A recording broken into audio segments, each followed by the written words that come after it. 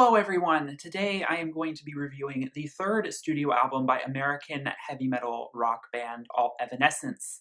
This album is self-titled and it was released on October 7th, 2011 by Wind Up Records.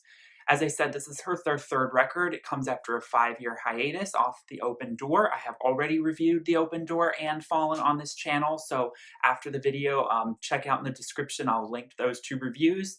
And please make sure to give this a like and subscribe. Any Evanescence fans out there or music fans who watch these videos, I hope you enjoy. So, Evanescence has constantly slightly changed their sound throughout the years. They've gone through a lot of shifting in band member status. They had people rejoin this time around. They had people leave from the Open Door era. It gets very confusing to try and follow their trajectory. Amy Lee, like I said, is really one of the only original members from like way back in like the late 90s when she'd kind of just formed this band with other people. This album was highly anticipated. It took many years for them to get it right. They actually did a lot of writing with a producer for this record named Steve Lillywhite back in 2010 that Amy eventually scrapped, or the band actually scrapped, mainly because Amy felt like they weren't actually band songs. They were more solo material. It was more acoustic leaning. And I'd be very curious to hear how those songs did end up turning out, because I do think Amy as an artist is very interesting as possibly a solo act, and I would love to see a little bit more focused acoustic record. Although Amy does scatter that throughout all of their albums. I do still love the band's sound, but I do feel like the actual record that is Evanescence, they're self-titled, it reflects where they decided to go. Nick Raskulitz is the new producer they got on board with in late 2010, early 2011 to actually create the real bulk of this record. Even though some of the songs were written from the Steve Lillywhite sessions, they were just reworked to become more fully embodying the band. I think they wanted a little bit more of that epic sound, bringing back the guitars, making it that new metal Baroque pop sound that they're so accustomed to. A lot of reviewers have said that this album is probably one of their more dramatic, and it's a little bit actually more guitar-laden than some of their other records. There's a little bit less of that sort of operatic avant-garde pop that they're used to sort of employ on songs like Call Me When You're Sober or Your Star or songs off of Fallen. There's something a little bit more straightforward in some respects in the sort of rock sound, I think, of a lot of these songs. And I'm not entirely sure how I feel about it. I do appreciate it that it does sound different, but to me, it feels almost a little too rock and roll. And as you know, I'm not a big rock and roll fan. I'm also not especially a heavy metal fan. And although they're considered more new metal, they're not traditional, just heavy metal. They're very symphonic metal, as some might call them. And there are still very beautiful sweeping instrumentals. There's a lot of strings used. There's some organic instruments. There's a lot of harp usage. A lot of piano, some of the traditional, fare that they brought to the table on previous records. There is something that is very guitar-laden about this record, and it does get a little weighed down because of it. Also, Amy's vocals are as raw and unencumbered as ever. There's a lot of wailing choruses that don't really want to let up, that sometimes I may think overstay their welcome just a little bit. I love Amy Lee's voice, but sometimes a lot of these songs I don't feel like suit her voice the way it's meant to sound. I think she does sound strongest when the wails are nice, but maybe it's just not so much my style. I think she sounds better when it's a little bit more balanced with this sort of crisper, operatic tone, which I feel that she kind of neglects on this record to create more of a grungy punk aesthetic. It's very raspy, it's very breathy, it's very in your face, and a little bit shouty at times. And there isn't as much of that refined vocal soprano that we're used to hearing from her. It does come out in parts. But the wailing is a little bit less banshee and it's a little bit more controlled, and it does get a little bit repetitive. There is still a really dark murkiness to the sound and structure of this record. I mean, they decided to make it a self-titled because they felt that this was all about the band. As Amy said, it's about falling back in love with this band that she's been with for 15 years. Falling back in love with the idea of it. That's why the album cover just features the title and nothing else. I think the album cover is a little bit underwhelming. I feel like they could have done a little bit more with it. But at the same time, I do agree with her on maybe not putting them on the cover. But there could be a little bit more graphically going on. And so we open up with What You Want, which is this very, it almost makes me think a little bit of Queen. It's a bit more of a like rocking freedom, Bruce Springsteen type rock song. And of course it has that darkness to it that is Evanescence. It has those key changes, but it is very guitar driven in the melody and very band feeling, which I think is a perfect sort of lead single for the record, as it does set the sonic palette very well. The song was initially, I think, very energizing and exciting, but over time I found it's kind of lost its magic or its luster. And the only thing I really find that memorable about it is the bridge where she sings Falling Down and the vocals actually go down and all of the guitars sort of crash down together. I think that's sort of the only more interesting part of this song. Otherwise, it starts to become a little bit predictable, like sort of alternative rock. Then we have Made of Stone, which definitely carries a little bit more of that synthesizer keyboard throughout, which gives it a little bit more of that dark Baroque pop feel. But it's also one of the heaviest songs on this record.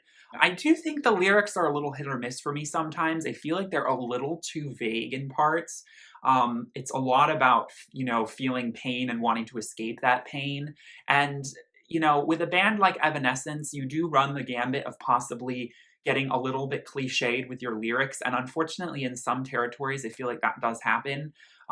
There's, some really smart songwriting, but there's also some songwriting that I feel like that is almost not self-conscious enough. It's not aware of how repetitive it sounds. How these, metaphors for Bring Me Back to Life are just kind of like that song from 15 years ago are just sort of rehashed over and over again. You believe Fallen came out 15 years ago. Which is, at that time, was only about 10 years. But it does feel a little bit like that sentiment has not really moved on. Not to say, of course, the pain that they felt in those earlier records is still there, but it needs to progress to some degree. The change is a little bit different. And I mean, to represent the title, it presents a little bit of a shift in sound for them throughout their discography. It definitely has a lot more alternative rock undertones than just like nu metal or heavy metal or gothic metal would have. This song was originally titled Purple, which I'm curious as to how that was or why that was. Thought that I was strong. I know the words I need to say. Frozen in my place. I let the moment slip away. I've been screaming on the inside and I know you feel the pain. Can you hear me? As she wails in the chorus after Can You Hear Me, it does feel like a bit of a cop-out for a chorus, but at the same time, I do feel the emotional weight to it, so I can understand why this song is so meaningful to Amy and the band. Just me personally, I don't find the chorus as interesting as the verses leading up to it. That uncertainty in the instrumental, it's very percussive and it's very rhythmic, but it's also a different sound to what we're used to from them. And I find that to be interesting. It leads you into the song beautifully, but then it does kind of follow a traditional choral guitar breakdown structure. My Heart is Broken is a song that at first I was definitely into, but with repeated listens, maybe has found stale just a little bit over time. I feel like My Heart is Broken is trying to revisit territory that Lithium did back in the Open Door, or even Bring Me to Life to some extent. It's a forlorn ballad about a broken heart, which, I mean, you can hear that pain in her voice and, of course, in the lyrics, which are quite dark. I will wander till the end of time, torn away from you. I pull away to face the pain. I close my eyes and drift away, over the fear that I will never find a way to heal my soul, and I will wander till the end of time, torn away from you. My heart is broken. Sweet sleep, my dark angel. Deliver us from sorrow's hold, or from my hard heart. So finding solace in a place you can never find it. Save me from this destructive sort of heartbreak that I'm suffering from. Save me from myself.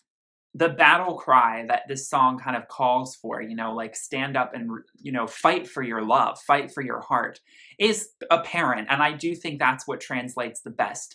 The piano backing, of course, gives it that slightly Tim Burton flair, which I do think solidifies the song. But like I said, I think maybe because the song goes on for quite a while and there is a lot of that wailing, the My Heart is Broken chorus, although it is sweeping and triumphant, does lose a little bit of its charm just when it's beaten to death. And part of the problem I think this album suffers for me is that there's very few moments until the end of the record where things tone down, and this album gets very oppressive to some extent and a little bit overdramatic. And I think you start to feel a little bit like there's all this drama that's being set up, but there was no sort of precursor to it. And a little bit of a lack of context. And I feel like that sometimes makes this album feel like it's dark just for being dark's sake, not necessarily as authentically dark. But I do believe that there is that authenticity. I mean, Evanescence is a band, they have a distinct sound. It's just a minor thing I find with this. Maybe if the album opened on more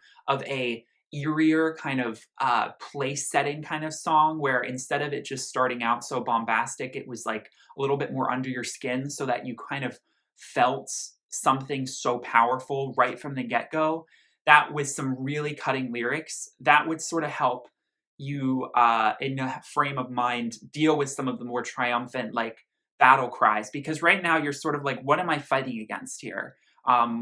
I don't necessarily starting this record feel as forlorn as these songs are saying I should. And I don't know, I think that's just because at the beginning of the record there's a little bit of a lack of space and a little bit of a lack of intro to like let yourself fall in. It just, you just plopped right in the middle of all these songs.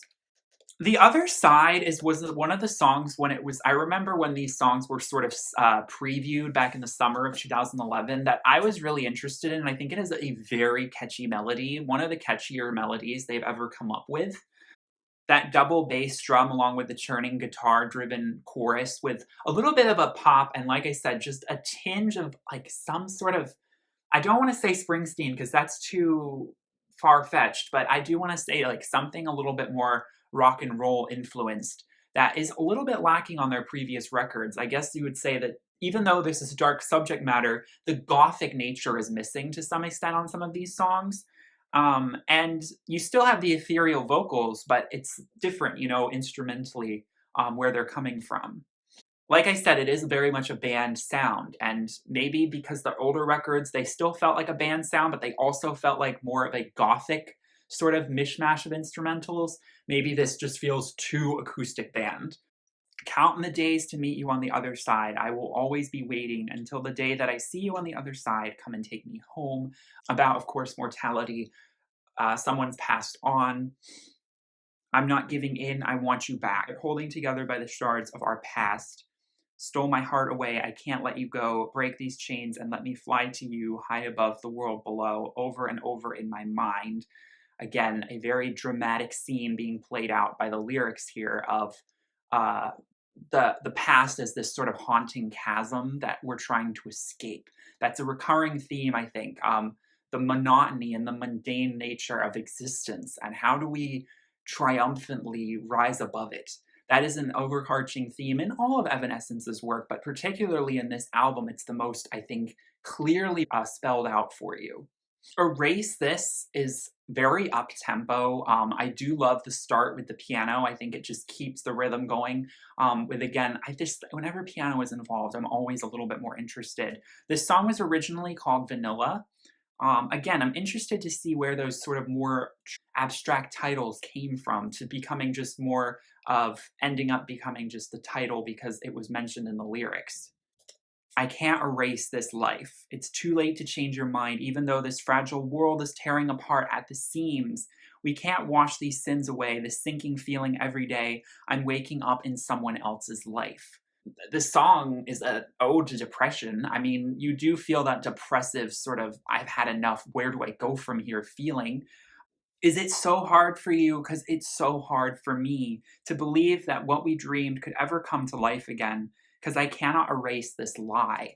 That one part where she wails in the chorus is, I think, one of the most cutting for me, lyrically matching with the melody, because it is so relatable. The fact that it always feels harder for you than it does for everyone else what you're going through because we all keep ourselves kind of withdrawn and we keep our problems. I mean, obviously, our problems in our head are our problems and we have to deal with them. And everyone else, we only see a little bit of what they choose to show us is going on in their lives. So it always will feel hardest to do things in, context of our own lives. And it doesn't feel fair. And I'm sick of it. And this sentiment sort of carries on to another song coming up called Sick, which these two songs do kind of piggyback off of each other with. And I feel like Erase This does it stronger. I feel like Sick just sort of tries to replay that, but it gets very bogged down. It's one of my least favorite songs. So I'm actually just going to talk about these two songs together. I know there's one song in between. Can't wait to talk about, but Sick is another song where I actually, it's funny because she's singing, I'm sick of it all, sick of it all. I actually feel a little sick of the song listening to it. Whereas Erase This, the melody goes all a little bit a more interesting pattern. It's up tempo, so it definitely carries that energy. Whereas Sick, the tempo slowed down just a little bit and it's just very pounding. The melody isn't as clear. And it definitely, as I said, it feels like it wants to be an anthem, but that anthem isn't quite as memorable. And so I find it to be just a little bit of replayed territory. Lost in Paradise. Now, when I heard the preview of this song, this was when I remembered and felt that feeling that Evanescence always gives me with their best music. Lost in Paradise is a state of mind that I think is beautifully translated into a ballad that transcends itself. It's an orchestral symphonic rock song with piano backings, and it's again, like I said, it's a ballad and it's also a pop rock anthem. It feels very fantastical, and it feels very illustrative. The guitars are emotional. They're not, just pounding out the beat. They're finding their place in the melody to carry that emotion with you and to sweep you away. I often consider this song to feel a little bit like being swept on a stormy sea, and the waves, they're kind of just churning all around you. And it does start very simple, just her voice and the piano. This song has been compared to Björk with her song Yoga off of Homogenic, which Amy Lee has stated as a direct influence. And I definitely feel that influence there. I think Björk's Yoga is one of her more powerful, emotive ballads that is a little bit more than a ballad. It's a perfect way of describing that. And of course, the orchestral backing that comes in this song, it just fits beautifully with this very cinematic feel that this song is trying to get at, which is this utter feeling of hopelessness and despair. Lyrically, it's probably the most depressing Evanescence has ever gotten in its most transparent form. It's not hiding around abstract metaphors. I've been believing in something so distant as if I was human. That lyric takes a lot of time to sort of let sit, because the weight of it is at first, what does that mean as if I was human? Are you not human? And of course, when I used to listen to this and I was so caught up in this idea of being like an alien on Earth, that's how I viewed it, as if I almost feel close to this emotion as if I was a human, but I'm not. And I can't believe in this idea that I am. I'm actually an other. And I shouldn't believe in this falsity that I belong here, because that's just going to make me feel like I don't belong even more. I need to accept that I am other, that I am an alien here. And I've been denying this feeling of hopelessness in me. I mean, that is so depressing, but it's so important at the same time to say. All the promises I made just to let you down, you believed in me, but I'm broken. I have nothing left. And all I feel is this cruel wanting. We've been falling for all this time, and now I'm lost in paradise. So, how is paradise something that's beautiful when you're describing being in a situation that is so dark? I think it's best illustrated by the last note on this song where she sings, and now I'm lost in paradise. And there's that key change that just makes you realize this sort of transition that's going on in this subject's sort of space. Um, Depression is a safe place to sometimes hide in. It's so difficult to, and this is again just how I'm interpreting this song. When you're caught in your emotions and you're caught in the trappings of depression, you find yourself retreating to what makes you feel safest and what makes you feel calmest and most at ease. And leaving that comfort zone feels a lot like the hardest thing in the world. And I view paradise in this metaphor to be sort of where you are most comfortable. Possibly it's an idea of how things should be, it's a false reality. It's an idealistic sort of fantasy that you realize or feel can never be your actual reality because of certain circumstances. Of course, if you find yourself too trapped in this, then you will never overcome your depression, which of course this song is not necessarily trying to do. I feel like this is a song where it's like, this is just expressing that emotion. This isn't trying to cure it. Although by expressing it, you're doing quite a lot to help rid yourself of the darkness. Because you do have to make acceptance with depression. It's not something you can ignore and just expect to go away because you're trying with all your might to believe it doesn't exist within you. If you have to stare at it directly in the eye and you have to say, I see you, I understand where you come from. I know that it's really difficult for me to entirely separate me from you. In some ways, we are meant to be together. I mean, it's almost like this dark love letter that, you have to write to it to sort of understand, okay, if you're going to be with me, we have to set some ground rules. First of all, I'm going to put you out in the open. The best way to do that is to express it through art. That's definitely the most cathartic way. And I do feel that for Amy herself, I feel like this is a little bit more of an Amy song than it is the full band, but it is a band song still. I feel like this was that process for her. She needed to put this to paper, but it's sort of like saying, I'm giving you this song, but that doesn't mean I'm giving you complete control over everything in the rest of my reality. I'm accepting you, and now we're gonna work together to see how I can conquer your worst parts. This cruel wanting that you create in me, this jealousy, this insecurity, this feeling of not good enough, this has to stop. And I feel as though I've been searching for the wrong things. And this is sort of telling it in an autobiographical and deeply personal, as much as I'd like the past not to exist, it still does. Accept this, move on, and build something from this. And I do feel like this song is that. It's that wreckage that needs to be built up from afterwards. And this song has that hope, that glimmer of hope, if not just at the very last note, signifying that the light will come after the storm that sort of besieged you during your worst of your depression. And that is actually the place, that saying of you're not being buried, you're actually being planted. That sort of idea of let yourself be wrecked to some extent, but surrender to it, stop fighting so hard, and you'll find yourself more resilient when you realize what you have to fight for after all, after everything is said and done. But it is very dark and tragic, and it's what I love about Evanescence's music. You would consider it gothic because in some ways it is celebrating the darkness. It's talking about it in a romantic way. And that is what gothic music does. And I mean, I am a little geared towards viewing life in that way. I've had to learn to fall in love with my darkness because otherwise, it's just such a part of me and I can't take that and divorce it so easily without accepting its presence in the room at all times. To some extent, that's the only way I can live with it. Very beautifully composed, beautiful melancholic melody, soaring crystalline vocals, and beautiful orchestration and production. End of the Dream is a song that I wasn't really in love with. I felt, again, a little bit of that repetitive dragging feeling to the sort of churning guitar driven shouting chorus. But over time, I've started to warm up to. I forgot to mention that Evanescence released Synthesis back in this past fall, which reworked a lot of their older songs into a more electronic, orchestral environment. And End of the Dream was one of those songs that I felt was much better represented as an electronic orchestral song than it was as this band rock song. I found a bird closing her eyes one last time, and I wonder if she dreamed like me. The verses are so storyteller. They're so bittersweet and melancholic. I love it. Well, as much as it hurts, ain't it wonderful to feel? So go on and bring your wings. Follow your heart till it bleeds as we run towards the end of the dream.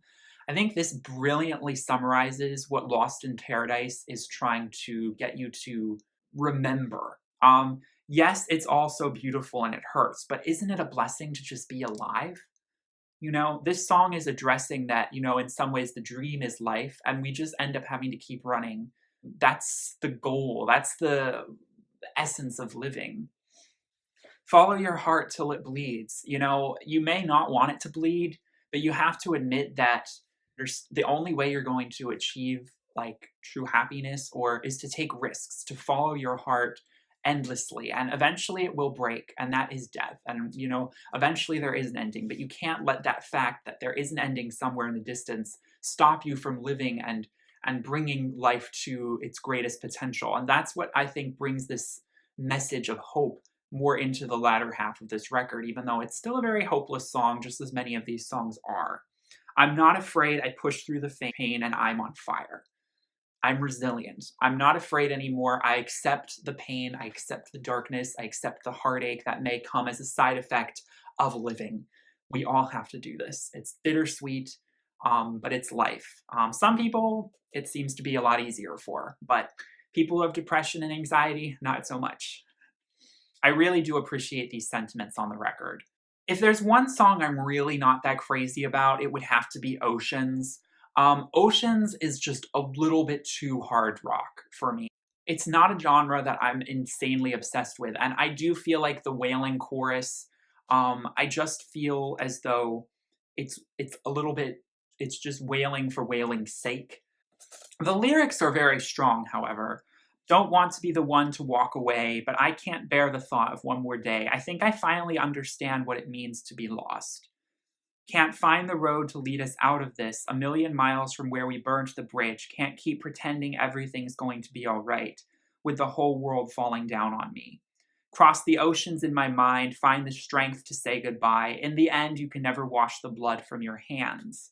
And even though I said this feels like a hard rock song, there is actually a lot of electronica influenced. There's a lot of synthesizer use, but I feel like it's synthesizer use in a very rock setting. And it does mimic their older material, stuff from Origin, stuff from Fallen. It does pay homage to that, but it's just lacking in melody. The shouting, you know, cross the oceans in my mind, it's just more shouted. And it isn't such a wail, it's more of just an angry, angsty, you know, dire plea. And again, the energy needs to be that way, but at the same time, I think it could be constructed melodically in a little bit more of an interesting way. Never Go Back is another one of those songs. I feel like it's like a wave beating up against a craggy cliff. It just is relentless and it slowly erodes away at you. This song was inspired by the 2011 Tohoku earthquake in Japan. Sort of this sentiment of things are never going to be the same after this tragedy that has befallen us. Amy saw the footage and just felt so emotionally moved by it. And the best part is really that wail at the end where she captures a little bit of that banshee wail that I love, where she sings, and I'll never go back home. And you want to just yell it at the top of your lungs because it's just so triumphant and yet bittersweet. Save yourself, don't look back, tearing us apart until it's all gone. The only world I've ever known sleeps beneath the waves, but I remember. Of course it's overdramatic. It does feel like one reviewer said, these songs feel like credit songs to a very dramatic action movie, possibly too dramatic. And I do see that. I mean, there's grandiose metaphors of the waves taking over, and there's kind of Atlantean imagery of suddenly everything is gone. All across the ocean, we are calling, are you there? Nothing left for me to feel till I find you, because it's all gone. The only world I've ever known. It's so dystopian, but I don't find it to be, maybe because the melody I think matches that. It's almost cheesily overdramatic, and you can hear it in the very played out melodramatic chorus structures. This feel of sincerity ultimately, that yeah, this is a tragedy that we are going to move up from. And although this may never be quite as tragic as the song depicts, we all move through and have things in our lives that come out of thin air that disrupt everything. And suddenly life in that split second change, as she says in the lyrics, changes forever. Our whole world comes crashing down and we have to build up again from it. And we are in so much pain. Swimming Home is like the answer song to Never Go Back. And Swimming Home is a direction that I love to see the band going. This is also very subdued electronica alternative sound that is not so much in the vein of the heavy metal, new metal rock that they've been used to. It's also very much just about Amy's voice and being kind of soothing and layering of vocals to create, a ethereal soundscape. Way down, I've been way down underneath the skin, waiting to hear my name again. I'm sorry, nothing can hold me. I adore you still. If I hear them calling and nothing can hold me, I was looking to the sky when I knew I'd be swimming home, and I cannot betray my kind. They are here, it's my time. Definitely feels a little bit like a call to be a mermaid, doesn't it?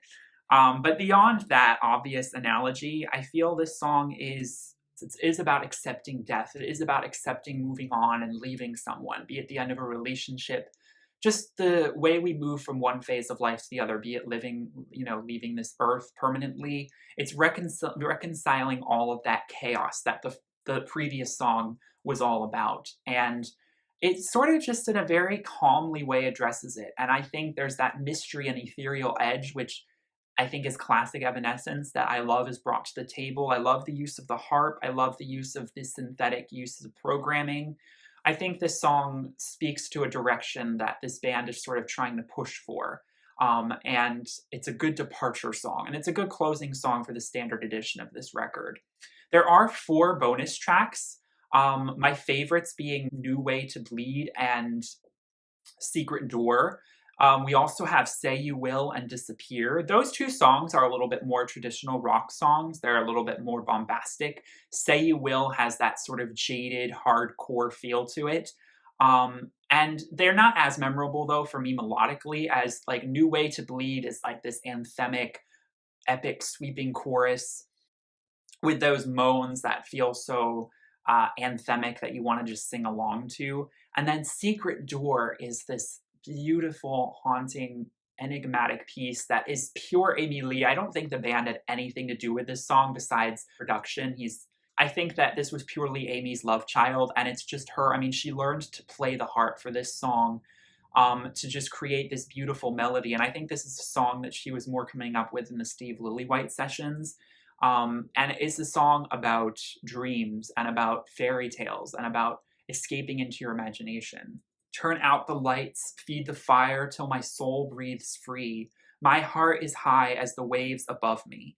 Don't need to understand, too lost to lose. I love that lyric. It's like, I'm at the lowest point. I've got nothing to lose here anymore. Don't fight my tears because they feel so good. I'm surrendering to this sadness.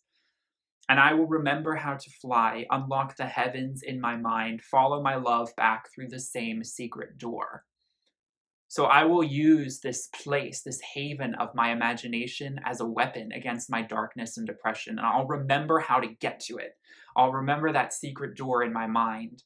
And I'll always use it as a tool to build myself back up when I'm at my lowest. And so the very off-kilter production, the very beautiful sweeping orchestral violin use that just feels a little bit like a waltz, it feels very classically influenced, really carries that, again, slight Tim Burton fairy tale aesthetic with that gothic merged together to create something very heartfelt, very melancholic, very melodramatic, but in a beautiful way. And I remember listening to it at first and my jaw just being on the floor because I was like, this is what I was really looking for from Evanescence. This is that tragic yet hopeful, melancholic melody and sound structure that is so fairy tale and it's so dark and twisted, but ultimately is hopeful. And I find it to be a very beautiful song, and I would include it on the standard edition. I wouldn't necessarily relegate it to the bonus, but it's just a nice extra gem in there.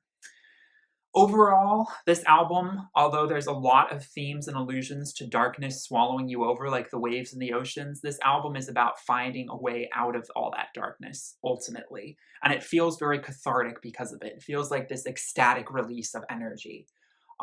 Instead of maybe being a little bit more of a well-crafted, fine-tuned piece of work like The Open Door was, it feels a lot more like putting it all out on the table, celebrating anthemic battle cries. And, you know, there's plus and minuses to that. There's pros and cons. I've discussed many of them. Let me know in the comments what you think about this record. As I said, it's probably not my favorite Evanescence record. I definitely think The Open Door is their strongest, but it's not bad by any means. It's just not something I come back to as frequently. Lost in Paradise, Secret Door, Swimming Home, um, a few other tracks like maybe My Heart is Broken, The Other Side. Those are the songs I kind of come back to more, even Never Go Back to some extent. And it definitely sweeps you away, but it definitely leaves you breathless. It's an all-out attack at times, and it can get a little bit tiring to some extent to listen to in a full-length setting. Sometimes these songs are best taken piecemeal. I hope you enjoyed this review. I have also, as I said, reviewed Fallen, The Open Door, and Synthesis. I forgot to mention in the opener, so those three will be all linked in the description.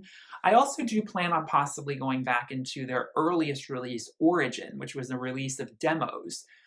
So that may be the next time I discuss Evanescence on this channel. I'm really looking forward to seeing where they go further with their music, as this is still their last full album of original material. Synthesis was reworked versions with just 2 new tracks. So I'm very interested to see where they keep going. Please like and subscribe if you enjoyed. Thank you so much for watching. Peace, love, and light. Bye.